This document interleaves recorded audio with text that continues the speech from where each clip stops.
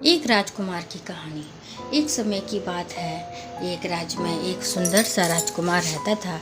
उनका विवाह बहुत ही जल्द एक सुंदर सी राजकुमारी के साथ होने वाला था। इसी की तैयारी में पूरे राजमहल को अनेकों तरह के फूलों से सजाया गया था। राजकुमार अपने कक्ष में ही सोते सोते राजकुमारी के ख्वाब देख रहा था। बाहर मौसम बहुत ही रंगीनमय था। राजकुमार जब खिड़की से बाहर की ओर झांका तो उसे इस सुहाने मौसम में राजकुमारी से मिलने की इच्छा जाहिर की। इसीलिए उन्होंने अपने राजमहल के सभी से छुपते छुपाते एक घोड़े को पकड़कर उसमें बैठ गया और अपने महल से दूर राजकुमारी से मिलने चले गए। जाते हुए बीच रास्ते में उन्हें पानी की प्यास लगी। राजकुमार पानी की तलाश में किसी जलाशय की खोज करने लगा।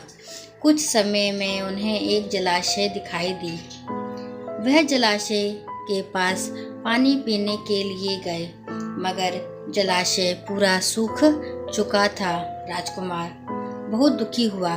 बहुत मुश्किल से जो जलाशय मिला था, मगर उसमें एक बूंद भी पानी नहीं था। उसके बाद राजकुमार भटकते भटकते किसी झोपड़ी के पास पहुंच गया। बगल में एक कुआं था, जिसमें से राजकुमार पानी निकालकर पीने लगा। बुढ़िया झोपड़ी से बाहर आई और कहा, बेटा, ये तुमने क्या किया? ये कुआं एक श्रापित कुआं है।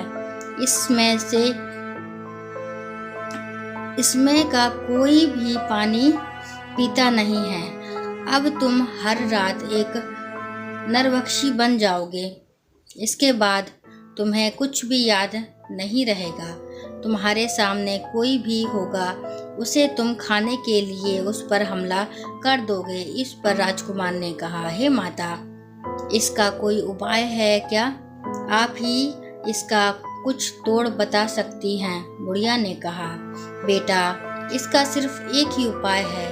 यहाँ से 5 कोस दूर एक पहाड़ है, जिसमें एक संजीवनी बूटी नाम की पौधा है, जिसके रस को पीने से इस श्राप से मुक्ति मिल सकती है।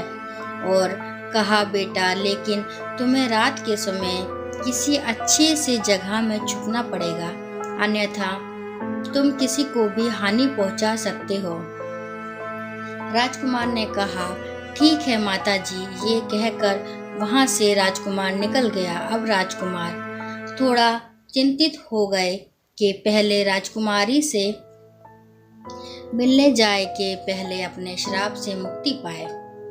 उसे कुछ समझ में नहीं आ रहा था। संजीवनी युक्त पौधे वाला पहाड़ भी बहुत दूर था। कुछ समय में अंधेरा होने ही वाला था और वे नहीं चाहते थे कि कोई उसके हाथ से मारा जाए। इसलिए राजकुमार अपने आप को छुपाने के लिए जंगल के किसी गुफा में चले गए, जहां एक खूंखार आदमखोर भेड़िया रहता था, जिसके आतंक से पूरा राज्य कांपता था।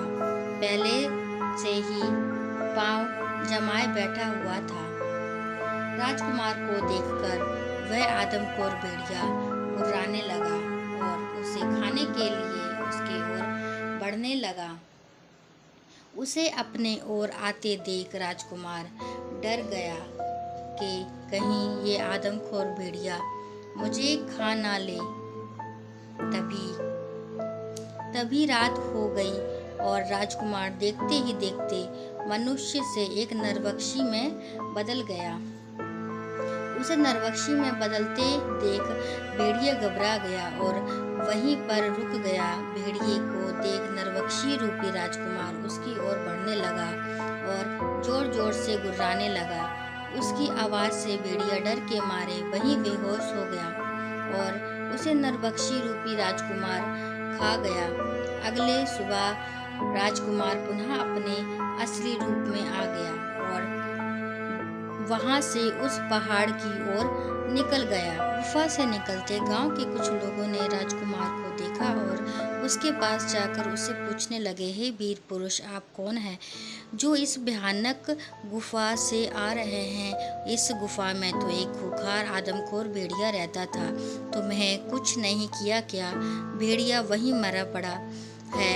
ये बात पूरे राज्य में फैल गई कि एक आदमखोर जानवर को एक मामूली से लड़के ने मार दिया है, जिसे आज तक किसी ने मार ना सका था। उस राज्य का राजा उसे शीघ्र ही अपने राजभवन में बुलाते हैं और उसे धन्यवाद कहकर कहते हैं, हे वीर पुरुष, आज तुमने मेरे राज्य को एक आदमखोर भेड़िए से मुक्ति दिलाई है।